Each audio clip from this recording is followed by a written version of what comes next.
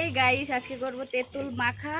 তো চলো দেখি কিরকম করে মাখা করি, জিভে জল এসে পড়বে এমন মাখাবো ঝাল ঝাল করে।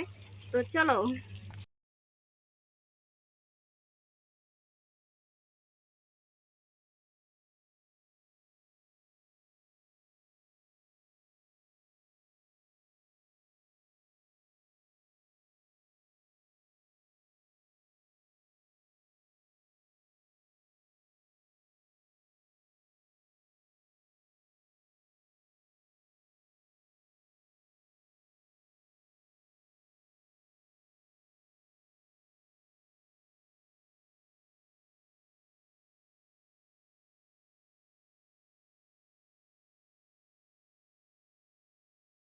গাইস ফাইনালি রেডি হয়ে গেছে, এই যে খেয়ে দেখাচ্ছে।